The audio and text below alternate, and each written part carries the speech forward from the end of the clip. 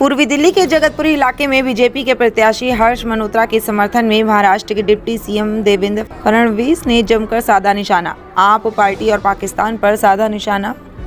जो केजरीवाल आम आदमी के नाम से आया था, अब वह आम आदमी नहीं रह गया। जो आम आदमी पार्टी भ्रष्टाचार खत्म करने आई थी, वह खुद भ्रष्टाचार में लिप्त हो चुकी है।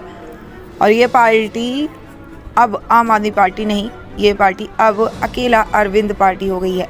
और जिस प्रकार के घोटाले आम आदमी पार्टी और दिल्ली के भ्रष्ट मुख्यमंत्री अरविंद केजरीवाल ने किए हैं, चाहे वह दिल्ली जल बोर्ड घोटाला हो, शराब घोटाला हो, आम आदमी मोहल्ला क्लिनिक घोटाला हो, क्लासरूम घोटाला हो, बस खरीद में घोटाला हो, आज स्थिति ये हो गई है कि आम आदमी पार्टी घोटाले की पार्टी बन चुकी है। और दूसरी तरफ जिस प्रकार से मोदी सरकार विकास कर रही है, चाहे वह दिल्ली देहरादून एक्सप्रेस या दिल्ली मेरठ एक्सप्रेस या दिल्ली से जयपुर एक्सप्रेस हो, आज की तारीख में भारत का इंफ्रास्ट्रक्चर नई ऊंचाइयों को छू रहा है। ये काम अगर किसी ने किया है तो हमारे यशस्वी प्रधानमंत्री नरेंद्र मोदी जी ने किया है। और मोदी सरकार आने से पहले जहां देखो वहां धमाके होते थे। चलती ट्रेन में धमाका, चलती बस में धमाका, मुंबई, जयपुर, लखनऊ, बेंगलुरु, दिल्ली में धमाके। और आज हम पाकिस्तान को उसके घर में घुस के मारते हैं। आज चीन हमसे डरता है। ये नया भारत है, ये मोदी का भारत है। इसलिए दोस्तों, ये कोई छोटा चुनाव नहीं है, ये देश को बचाने का चुनाव है। नरेंद्र मोदी जी को पुनः प्रधानमंत्री बनाने का चुनाव है।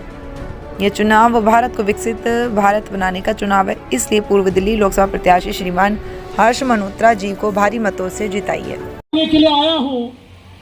5 चरणों में जहां जहां देश में चुनाव हुआ, लोगों ने केवल मोदी जी को वोट दिया, बीजेपी को वोट दिया और एनडीए को वोट दिया। 5 चरणों में भारतीय जनता पार्टी और एनडीए बहुमत बना चुकी है। और अब दिल्ली वाले जो देंगे वो बहुमत के ऊपर का आशीर्वाद भारतीय जनता पार्टी को मिलने वाला है।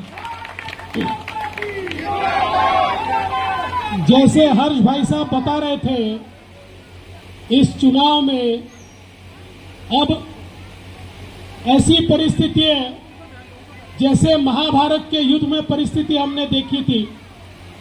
एक और पांडवों की सेना है, दूसरी ओर कौरवों की सेना है। पांडवों के सेना के साथ भी कई राजे हैं, कई सैनिक हैं। एक प्रकार से एनडीए के सारे पार्टनर ये पांडवों की सेना के साथ है। और दूसरी ओर कौरवों की सेना है, उनके साथ भी कई लोग हैं। पांडवों की सेना का नेतृत्व मोदी जी कर रहे हैं और कौरवों की सेना का नेतृत्व कौन कर रहा है? नहीं जी, देखिए, वहां हर आदमी कहता है मैं नेतृत्व कर रहा हूं।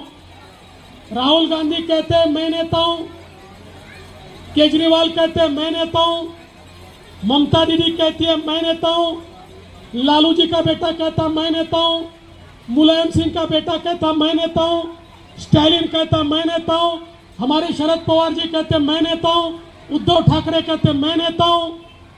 वहां तो न नेता है, न नीति है, न नियत है।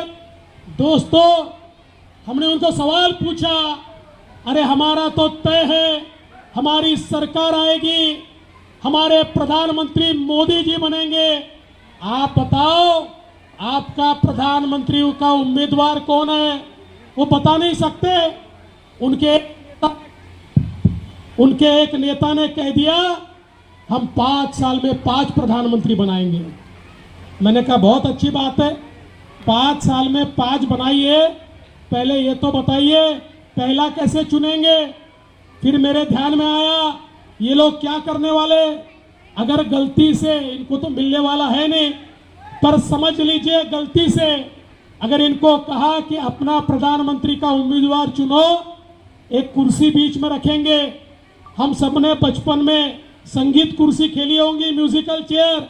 ऐसे ये सारे नेता उस कुर्सी के इर्द गिर्द घूमेंगे और जैसे ही संगीत बंद होगा, जो पहला बैठा वो पहला प्रधानमंत्री, जो दूसरा बैठा वो दूसरा प्रधानमंत्री। ऐसे ये 5 साल के 5 प्रधानमंत्री गिनेंगे। लेकिन इनको बता दीजिए, अरे प्रधानमंत्री पद तो छोड़ दीजिए, विपक्ष के नेता बनने लायक भी सांसद आपको देश की जनता नहीं दे रही है। इस देश, ये मोदी मैजिक क्या है, ये मोदी का जादू क्या है कि 10 साल में 25 करोड़ लोग गरीबी रेखा के बाहर मोदी जी ने निकाले। अरे राहुल गांधी, उनके पिताजी, उनकी दादी, उनके परदादा, सारे लोग कहते थे हम गरीबी हटाएंगे, लेकिन गरीबी हटी नहीं। नरेंद्र मोदी जी ने दिखा दिया गरीबी हटाना क्या होता है। 25 करोड़ लोगों को गरीबी के बाहर लाने का काम मोदी जी ने किया। 20 करोड़ लोग जो झुग्गी में रहते थे आज अपने मकान में रहते हैं। 50 करोड़ लोग उनके घर गैस पहुंचे। 55 करोड़ लोगों के घर शौचालय पहुंचे। 60 करोड़ लोग जिनके यहाँ पर महिलाएं सार्वजनिक नल पर, कुएं पर पानी भरने जाती थी, आज उनके घर में पीने के पानी का नल पहुंच